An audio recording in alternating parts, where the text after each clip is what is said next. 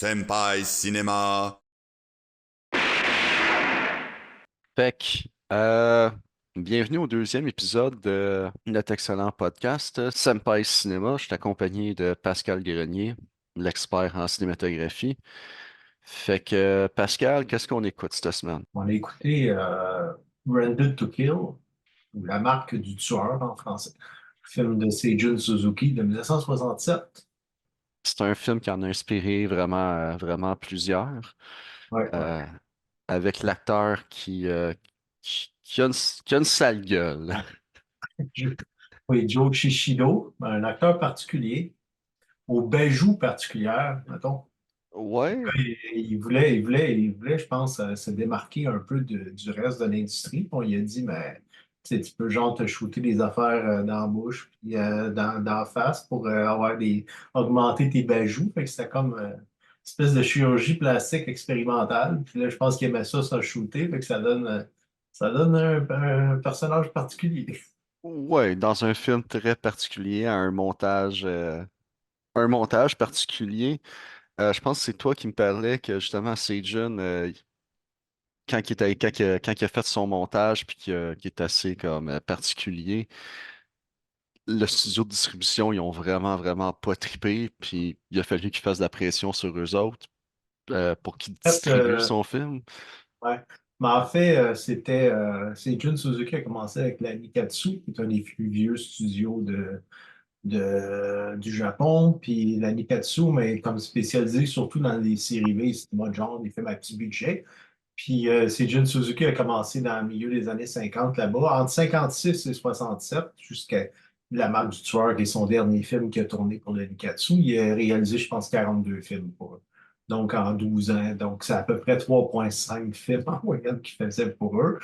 Puis plus ça allait, plus que les studios commençaient à être un peu tannés parce qu'ils commençaient à faire beaucoup d'expérimentation visuelle et trucs. Donc, on était un peu tannés qu'ils ne livrent pas nécessairement la marchandise parce qu'on y offrait essentiellement qu'ils fassent des films de Yakuza et gars. Fait que c'est des films mettant en scène des Yakuza puis leur monde. Mais là, lui, il s'amusait tellement avec le genre, ça devenait quasiment une parodie. Puis donc, je pense que c'est ça. On n'aimait pas le scénario de son dernier, Le Marc du Soir. Il a demandé de le réécrire. On lui a imposé des conditions de tournage, 3 jours de montage. Il l'a fait en une journée. Puis là, finalement, les studios, ils ont dit ça va faire, on t'intente un procès, puis tout. Fait que ça a été une longue histoire. Les étudiants l'ont appuyé. Ouais, c'est ce que je disais, c'est peut-être pas la meilleure façon de garder des excellentes relations d'affaires, mais il est allé dans un cercle intellectuel qui savait où ce que son film était pour plaire au monde, puis a essayé de créer un genre de... Il devenait une espèce d'idole de la contre-culture, un peu. Oh ouais, il a essayé de devenir une idole virale avant que ça existe dans les années 60 pour Ouais. essayer de faire de la pression sur le studio. Fait comment ils allaient distribuer mon film, puis je pense qu'il a brûlé des ponts un peu en faisant ça, mais le film au moins il est sorti, puis ben je pense qu'on en sort quand même grandissant. Ben, Ouais. il a surtout été redécouvert, je pense, au début des années 2000. Puis c'est Ouais. là que, même un peu avant, là, mais bref, c'est surtout là qu'il a atteint vraiment sa notoriété de culte, là, parce que le film a été, entre autres, Jim Jarmusch, qui est un grand fan de ce film-là, il lui a présenté Ghost Dog, qui disait que c'était comme son hommage à ce film-là. Il y avait vraiment une scène même qui Ouais, il y a une scène copiée. Ben, ça, copie ou hommage. ouais, hommage, C'est là. Ben, tu sais, toujours borderline entre les deux, ça dépend comment on voit la chose, là. c'est comment dire, la scène n'est pas longue, là, c'est pas comme du C'est un film. montage frame par frame, mais il y a un kill en particulier que on sait que ça vient de là, ça vient définitivement pas d'un film de Freddy 13 ou d'Halloween, là, genre c'est, ça dépasse les lois de la physique et de l'ingénierie de comment une Ouais, maison est construite, ouais. mais c'est, Je c'est, trouve que c'est quand même les deux films sont. Oui, je comprends l'hommage, je comprends l'influence, mais c'est deux films entièrement différents, là. oui, Autant oui, pas, euh, ben c'est moi pas. c'est drôle parce que dans son montage hyper éclectique que c'est le surréalisme est un peu toujours présent, puis tu as des flashs. Euh, je joue à- je pense que je peux m'avancer puis dire je joue un petit peu plus de jeux vidéo que toi. Puis il y a un Ouais, directeur de jeux vidéo qui s'appelle Suda51 qui a ce style d'édition-là. Puis un de ses personnages, le synopsis du jeu vidéo, c'est que c'est un tueur à gages et il est au bas de la liste et son but, c'est de devenir number one. Et si tu me permets de faire un segue ouais, sur le synopsis de Branded to Kill, ok. le personnage principal, c'est le troisième meilleur tueur. Puis, euh, de fil en aiguille, il se ramasse dans une quête d'être possiblement le numéro un. Mais Mhm. avant de bifurquer, si on parle un petit peu plus de Monsieur Suzuki, Seijun Suzuki, t'as-tu d'autres films qui, qui auraient fait, ou qui a inspiré? Genre là, on a parlé de Ghost Dog. Moi, j'entends souvent parler de Tokyo Gangster Drifter, number, il y a Gangster Number One. Gangster Number One, OK. Non, non, pas ok, tu parles de Seijun Suzuki ou de Ouais, l'autre? de Seijun Suzuki, genre, c'était d'autres Ben, il y directeurs a Tokyo qui. Drifter qui l'a fait juste avant. Il avait tourné ça en couleur. Ça aussi, c'est un film poker kitsch avec ça finit dans un brawl, dans un. Peut-être l'espèce de bataille où c'est que tout le monde avec des marins, n'importe quoi, c'est vraiment comme une quasiment parodique. Fait que déjà, je pense que les studios commençaient un petit peu à être tannés là, de son style. Fait que ça, c'est le film qu'il y avait juste avant. Pour là, il avait dit The Branded to Kill, tu tournes ça en noir et blanc. On lui avait imposé le noir et blanc. Mais où il avait fait d'autres films aussi avant, il y avait La Barrière de la chair, entre autres, qui est un film très intéressant aussi, qui mêlait nudité, film de guerre un peu.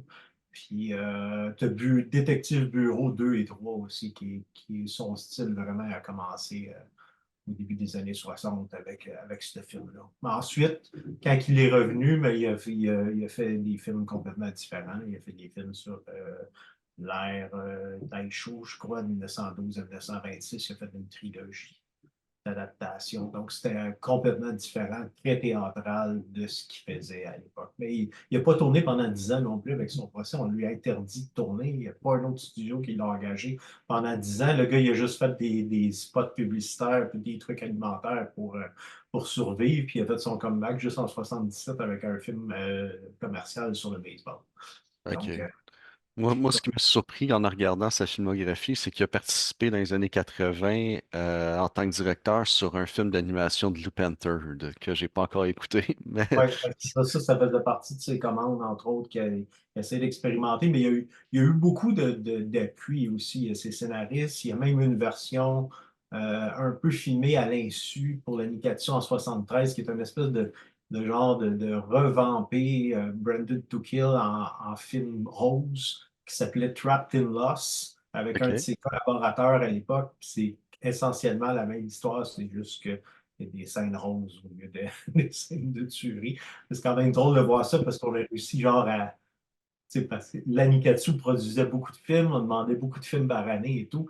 Donc, eux autres, ils ont réussi un petit peu à parodier le genre, mais c'est un autre cinéaste un peu iconoclaste et un peu contre-culture. Il avait fait un film qui est célèbre de cette période-là, c'est Inflatable Sex Dolls of the Wasteland. Oui, oui, moi, puis ma fixation sur les films qu'il y a des mannequins, c'est quelque Ouais. chose que j'ai écouté Donc, et ce cinéaste-là, il a juste fait 4 films dans sa vie, mais il a scénarisé une trentaine de films. Mais c'était une manière un peu de se venger avec Suzuki du traitement qu'on lui avait fait. ouais. Branded to Kill est aussi, faut l'avouer, c'est un film de tueur à gages. Puis c'est un film qui est sorti la même année qu'un autre film de tueur à gages qui a inspiré plein de films, qui est considéré comme un chef-d'œuvre aussi, qui est Le Samouraï de Jean-Pierre Melville avec Alain Delon. Oui, oui. Et vraiment deux classiques sur parce qu'on parle de tueur à gages, parce que là, on a vu probablement le David Fincher qui a tourné pour.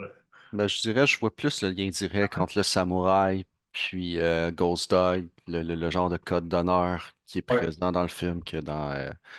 Mais tu disais comme d'autres films, je t'ai coupé quand tu disais le tueur numéro un, je me souviens plus, Ah, ben ça, c'est d'autres films qui ont influencé. Tantôt, on parlait de Ghost Dog, Gangster Number One.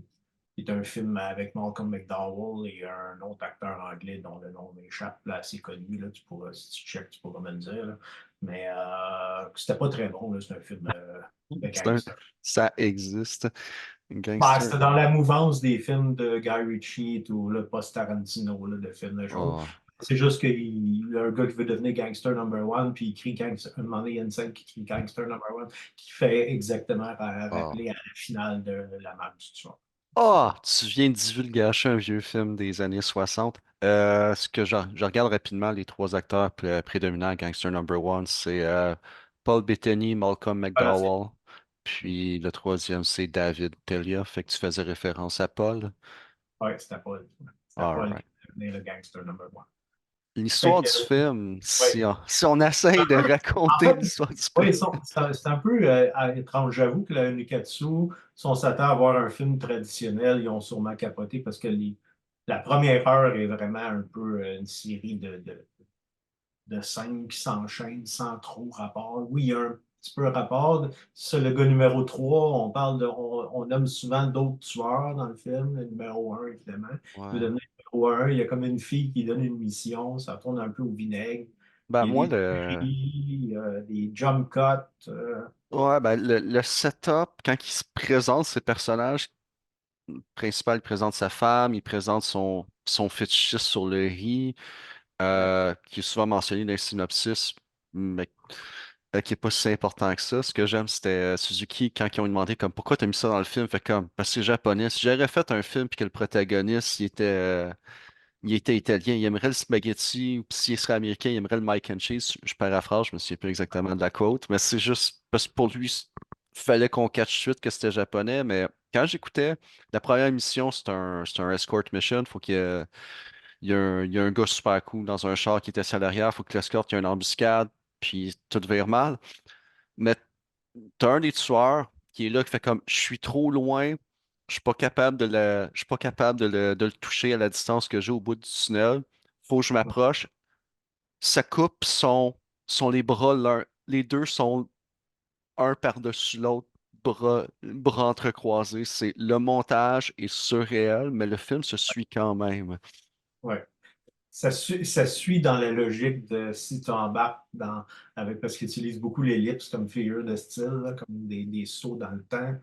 Puis ils expérimentent beaucoup. Sur les affiches, on retrouvait une espèce de papillon. Sur certaines Ouais. affiches, il y a une séquence en animation aussi superposée Ouais, ouais, avec quand il fait ça, des superimposes fixes, puis des affaires weird, qui, fait que c'est weird. Mais aussi, ce que je voulais dire, que j'ai oublié de mentionner tantôt, c'est que la Nikatsu n'a jamais pardonné à Suzuki d'avoir déshabillé son personnage principal. On le retrouve dans une scène qui est juste en boxeur, puis ça, non, ça c'est impardonnable. On aurait dit ouais, non, là, il pouvait, tu te moques des Yakuza, tu nous fous genre ça dans la face. Donc voilà, nous, on veut plus rien savoir de toi. il pouvait enlever sa ceinture pour quand c'est des scènes érotiques, parce que justement, Ouais, il y a deux personnages féminins assez prédominants dans le film, sa femme qui le trompe, c'est ouais. établi dès le début, on s'en crisse. Après ça, il y a le personnage qui devient sa maîtresse ou le sujet de son amour, Ouais, euh, qui, exact. qui, qui donne une mission qui vire mal. Puis là, tu as tout le symbolisme du papillon qui est omniprésent, qui fait perdre son meurtre, puis que la merde pogne, là. Mais, euh, mais moi, j'ai aimé cette scène-là vers la fin.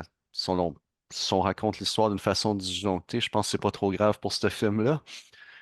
Mais, euh, mais je trouvais Ben, la ça dernière demi-heure, ça devient linéaire. C'est vraiment un jeu qui se fait ouais. entre le numéro un et lui qui le kidnappe, et qui s'amuse à jouer avec lui, puis qui veut le pousser à bout de son épuisement pour finalement l'achever. Là. Vraiment un jeu de chat et souris, la dernière demi-heure, avec Ouais. plein de scènes complètement folles, avec une finale dans une arène de boxe. Là. Fait que, Oui, oui. T'as ta dernière demi-heure, puis t'as le jeu justement il y a il y a trois étapes au jeu entre les deux tueurs. T'as l'étape de l'appartement aussi il est cloîtré, il a peur, puis il commence à virer fou. T'as l'étape où c'est que numéro un vient juste l'écœurer, puis il sonne à sa porte, puis ils habitent ensemble dans une situation genre de sitcom américain rocambolesque. Ouais, Puis t'as, t'as la confrontation finale où c'est que c'est une embuscade. Puis si je me souviens bien, c'est à ce moment-là où c'est que ses guns sont jammés, il sait plus quoi faire, que c'est qu'il reste, il y a un char qui s'en vient en ligne droite vers lui. ouais, Puis je trouvais que justement, dévêtir son personnage principal, lui montrer la vulnérabilité, je trouvais que ça fonctionnait bien, que oui.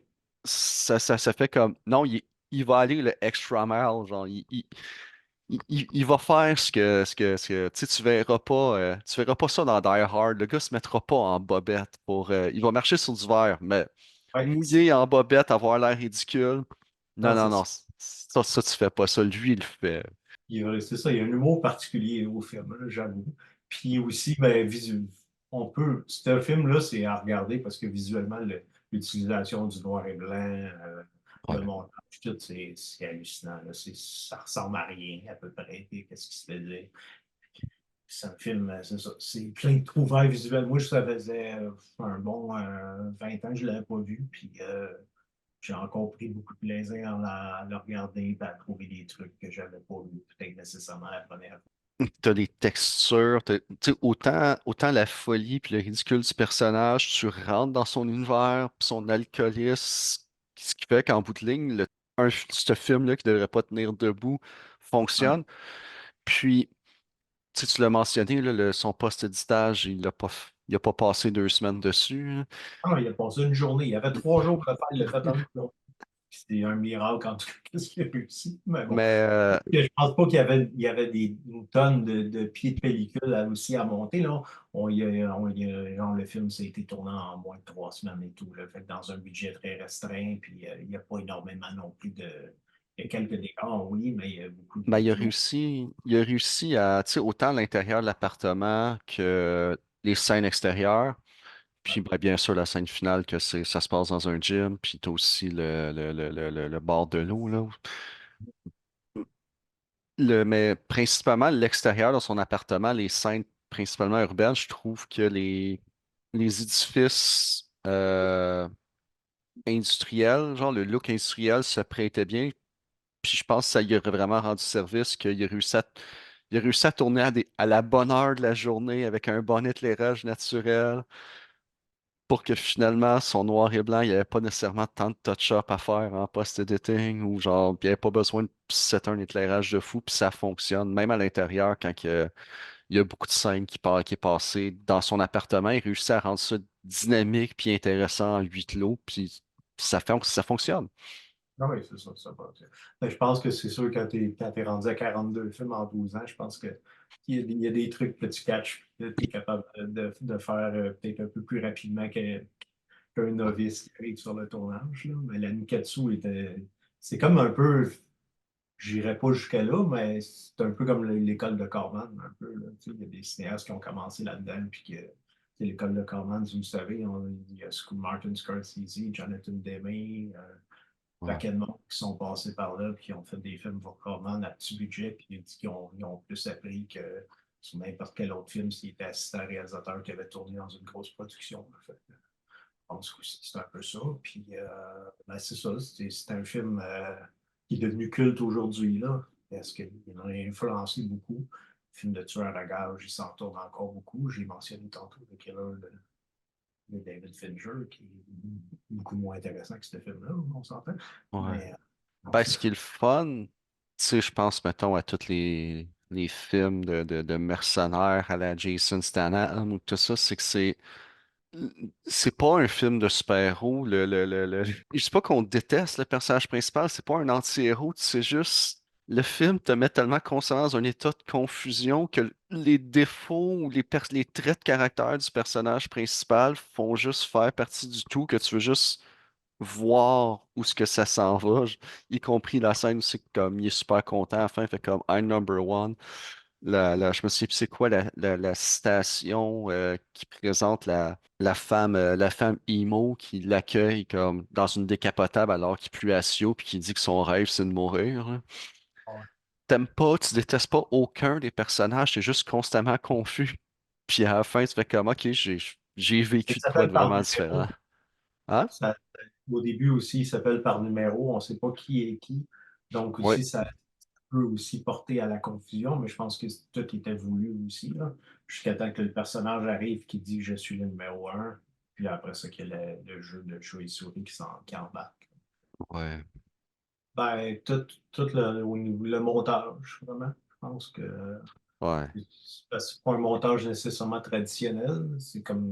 C'est des techniques de montage qui sont peut-être moins utilisées aujourd'hui, là, comme l'ellipse, comme figure de style, puis aussi les jump cuts et tout. Donc, je pense que juste ça pour rendre le tout dynamique, je pense que c'est déjà une leçon un peu de cinéma.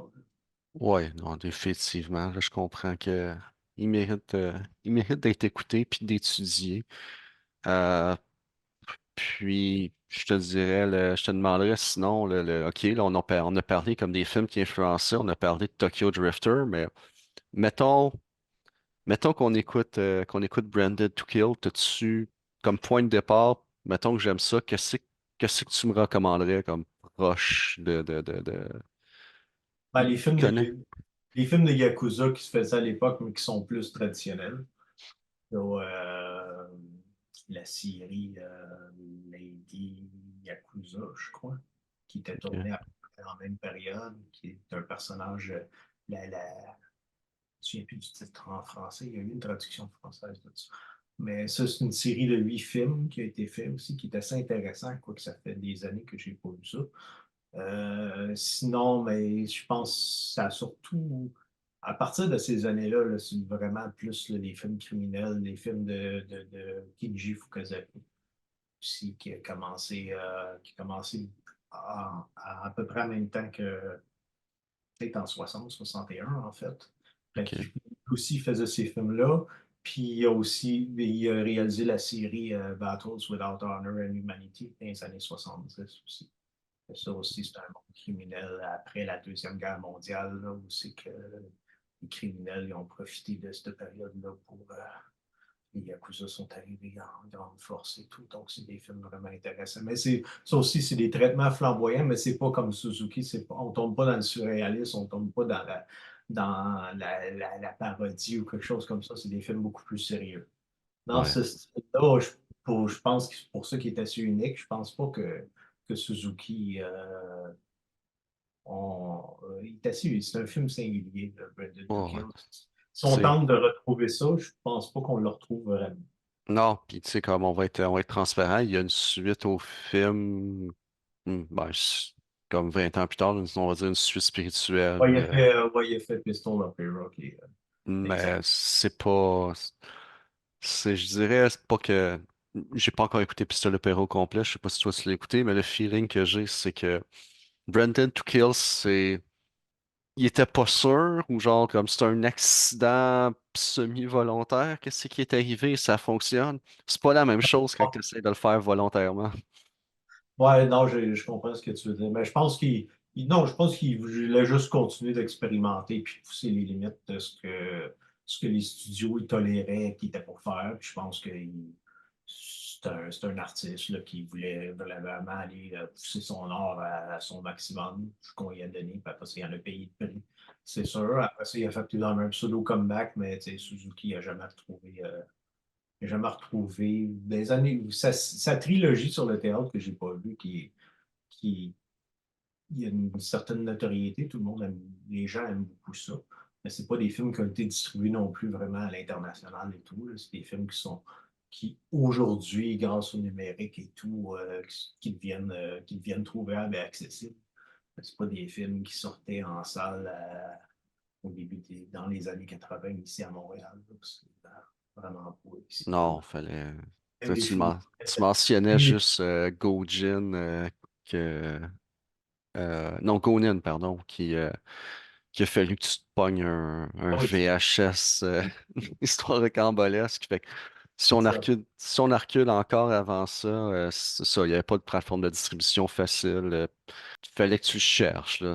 Moi, je m'en souviens, si j'avais des amis qui avaient de la famille à Hong Kong ou en Chine ou au Japon, ben, il arrivait avec une boîte de VHS RIP, on savait pas trop qu'est-ce qu'il y avait dans la boîte, on pigeait, Contrairement, puis contrairement, mettons, à Hong Kong, qui était une colonie britannique pendant 100 ans, mais les films devaient être sous-titrés en anglais, alors que les films japonais, il n'y avait aucune restreinte de ça. Donc, oui, tu veux tomber sur ça, mais probablement de tomber sur des sous-titres, c'est quasiment rare, là. Même encore aujourd'hui, si tu achètes un Blu-ray japonais, très peu de chances que tu vas avoir des sous-titres optionnels en anglais. C'est la réalité, mais c'est ça. Hong Kong, au moins, si tu tombais sur une vieille cassette, tu avais des chances d'avoir les deux sous-titres, les sous-titres tout croche en anglais, mais bon, c'était mieux que rien. oh, ouais, au moins, on avait un point de repère un petit peu plus facile que, ah, là, ce qui arrive, là, c'est un peu moins le cas, mais si on lit sur l'économie japonaise des années 80-90 avec le gros boom économique, euh, il était tellement conservateur que souvent, ils faisaient des produits ou des services pour leur marché local. Ils faisaient leur plan d'affaires en fonction de ça va pogner ici, puis le restant, c'était Donc, juste du revenu d'extra. Puis ben, on l'a vu maintenant dans le jeu vidéo puis dans le cinéma que justement le marché local est plus nécessairement euh, assez gros pour être en compétition contre des joueurs qui, eux, œuvrent à l'international. Fait que là, ça a changé un peu, là. Mais si on se demande pourquoi, mettons, dans Metal Gear 1, le jeu vidéo, il n'y a pas de Metal Gear ou que la traduction fait absolument aucun sens comme I Fell Asleep, c'est parce qu'il envoyait la traduction plus bas soumissionnaire puis il s'en balançait sur le ah oui, sujet. mais je repensais pendant qu'on discute, il y a peut-être Ouais, la série des games là, du réalisateur Toru Urakawa aussi qui pourrait peut-être être une bonne suggestion, surtout qui vient oui. d'être récemment par Arrow, si je me souviens bien, le distributeur Arrow. Oui, oui, avec un excellent soundtrack, encore une fois, que c'était le gars qui a fait le Panther qui a travaillé dessus, je me souviens bien. Dans le premier film, tu sais, on parlait justement d'objectification de la femme de ces années-là. Il y a une scène que je suis même pas à l'aise d'en parler, la façon la façon qu'il réussit à se pogner une blonde dans le premier film me rend profondément mal à l'aise, mais la trilogie de films en soi se tient très bien, hein. Ouais. Mais C'est- ça, c'est drôle parce que ces cinéastes-là, Suzuki n'est pas tombé là-dedans, mais il y a beaucoup des cinéastes avec le marché du vidéo qui est arrivé. Là. Il y a eu le Vie-Cinéma qui est comme éclaté dans les années 90. Puis il y a beaucoup Ouais, de cinéastes qui ont commencé. Takeshi Miike a commencé dans les Vie-Cinéma avant de faire Funo. Il en a fait quand même plusieurs. Puis Toru Murakawa qui avait fait les trois de la trilogie de Game, lui aussi, il est tombé là-dedans aussi pas mal dans les années 90, plus un paquet d'autres cinéastes. Donc, la Nikatsu aussi, j'en avais parlé dans le premier épisode que Gonen avec ça, de Takeshi Ishii qui venait de la Nikatsu aussi, puis qui écrivait des mangas roses. Puis il y a aussi beaucoup de cinéastes qui ont commencé avec des films roses aussi, qui sont devenus des cinéastes ouais. célèbres. C'était comme une manière de commencer.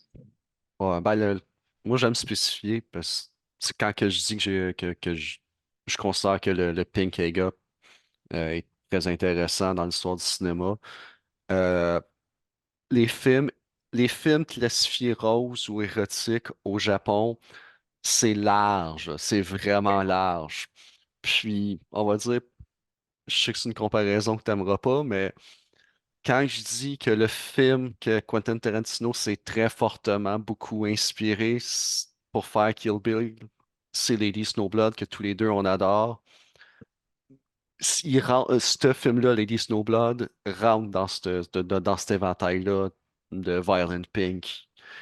Oui, oui, oui. Mais ça, c'était plus, c'est ça, oui, c'était des films roses aussi, mais là, il y avait le côté plus criminel qui rentrait là-dedans. Mais il fallait que les films aient son lot de scènes de nudité. Ouais, Pour attirer ce genre de public-là aussi au cinéma. Plus, c'est ça, il y a des cinéastes qui faisaient des films aussi. Wakamatsu critiquait beaucoup, Koji Wakamatsu critiquait beaucoup la société japonaise aussi à travers ses films. ouais. Puis il en a fait un paquet. Puis lui aussi expérimentait beaucoup dans le noir et blanc, les couleurs. Des fois, il tournait un film en couleur, mais Non, je veux dire, en noir et blanc, puis il y avait une scène de massacre qui est en couleur, puis après ça, il revenait en noir et blanc. En tout cas, c'est comme assez particulier. Il a fait des films comme Quand l'embryon vient. En tout cas, When Embryo Goes Poaching. Parce que je me souviens plus de titre en français. Mais lui, c'est un des premiers vraiment à avoir fait des films expérimentaux. Vas-y, Voilà, excuse. Quand l'embryon vient braconner. Le titre en français, je cherchais, parce que j'avais le titre en Ok, anglais. excellent.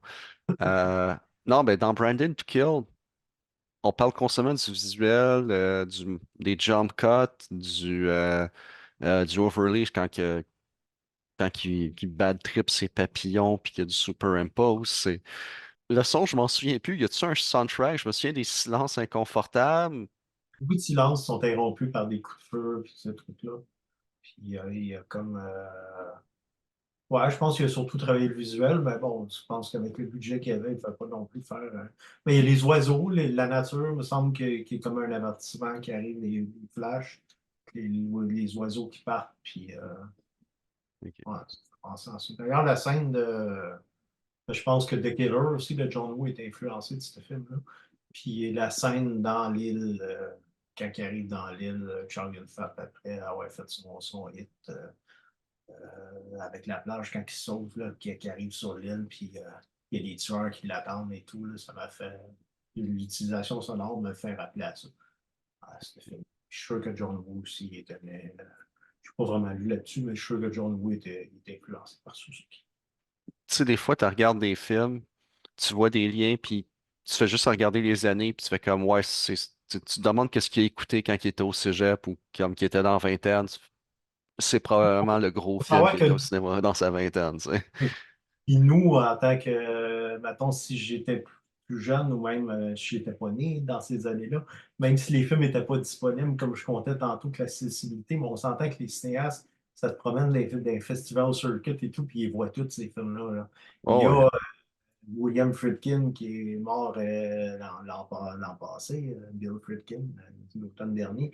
Il disait que quand il avait fait French Connection, il y avait deux films qui l'avaient influencé. Il y avait Z de Costa Gavras, le côté documentaire, puis il y avait les films de Fukasaku, les films de gangsters de Fukasaku, pour leur côté hyper réaliste et tout, puis leur violence percutante. Donc, puis il voyait tous ces films-là. Là, fait que, Ben, un film d'animation qui a commencé de même, c'est Lupin Third, un des premiers Castle of Caligari, je crois. Je ne sais plus exactement. Un des premiers de Lupin Third. Il est rentré en Amérique du Nord non sous-titré, puis c'était principalement des directeurs d'Hollywood qui tripaient sur le film puis qui donnaient des VHS à tout le monde. Puis ça virait viral avec les conventions de dessins animés. ouais, mais je pense qu'on se débrouillait avec les moyens du bord pour faire découvrir les gens.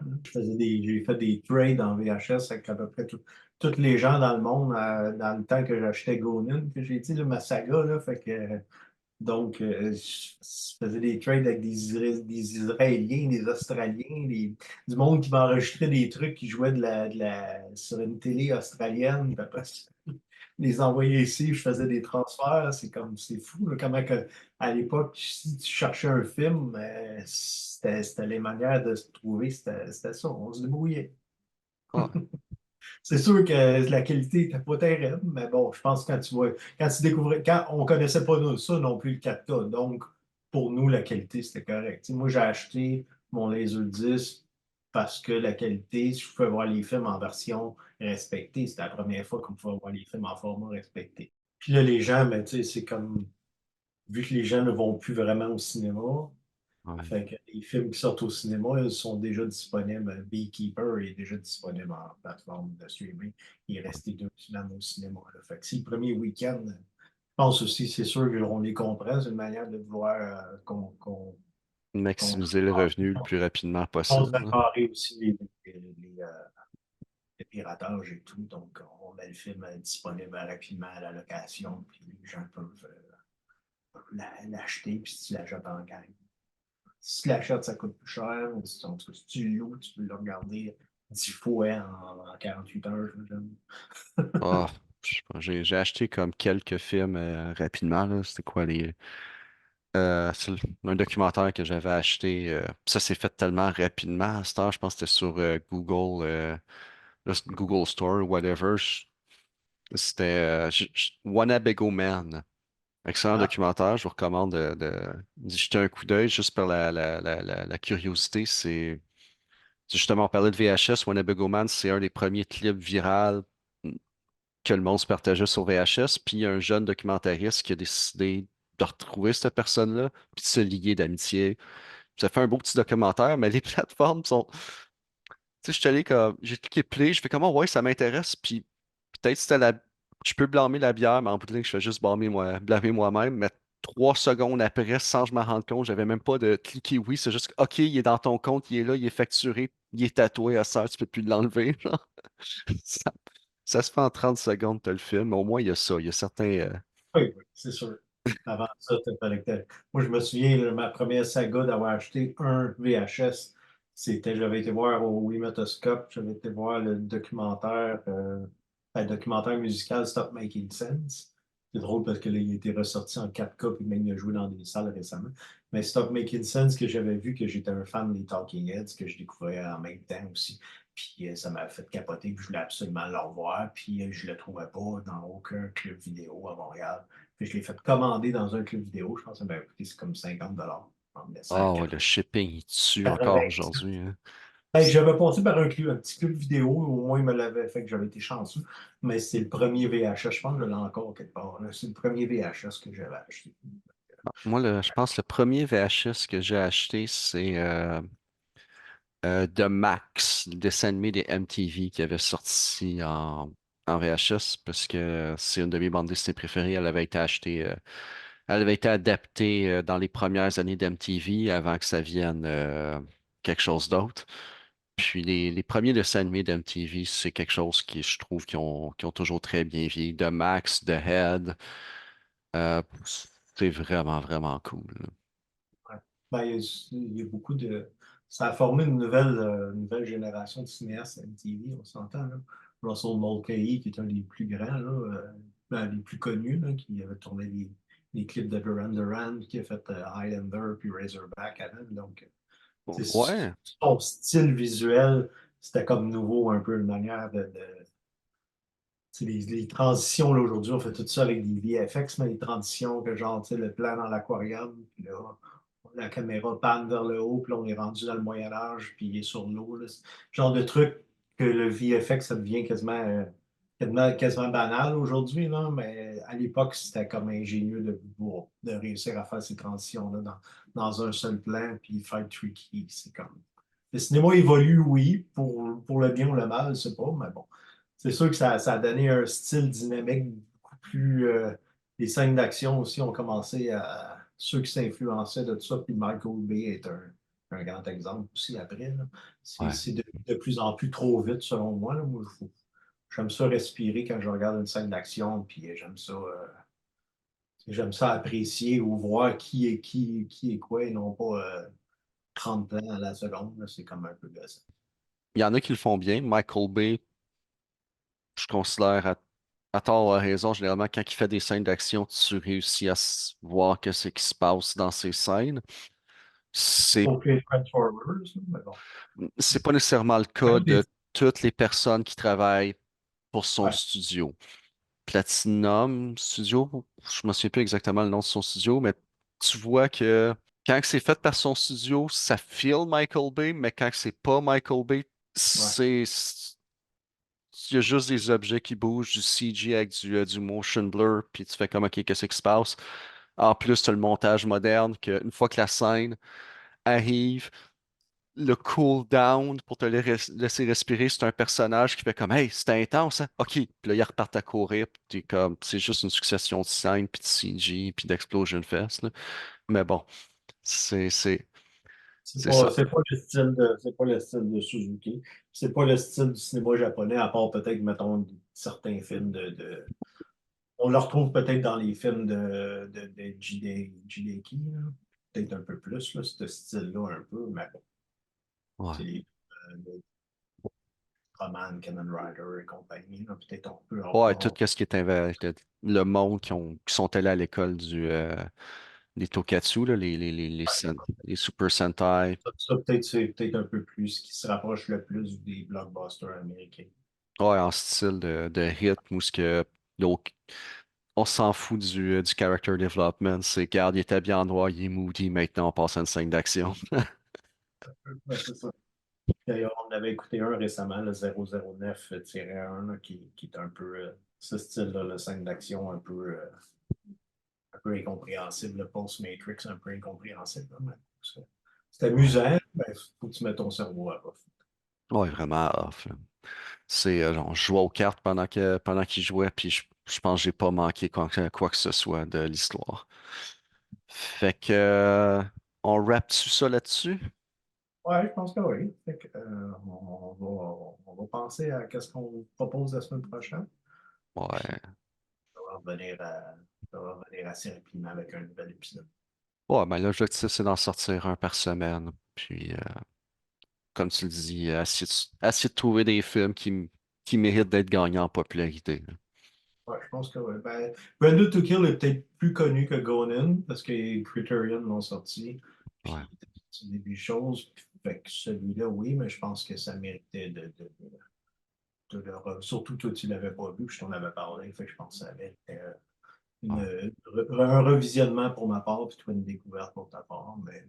Puis aussi, fait que les gens, je pense, sont abonnés, quelques cinéphiles aussi qui sont abonnés à Ah, Criterion. je regardais leur catalogue de streaming, puis c'est fortement intéressant. J'en parlais avec des amis hier, puis le- on parle souvent des Ils font gros des noms, cycles, là. mais ils font découvrir beaucoup de cinéastes, de vieux cinéastes japonais qui sont pas tous connus non plus. Donc, puis puis il y a plein d'autres cinémas aussi, là. C'est sûr que le premier épisode, on va parler un peu plus de cinéma japonais, mais après ça, on va sûrement partir dans d'autres choses. Mais un peu sortir quelques 4-5 titres de classiques. Ou même un film qu'on va essayer dans 2 semaines. Là, je pense que ça va être une découverte pour nous deux. Une bonne ou une mauvaise, on verra. On verra. Fait que, bonne soirée.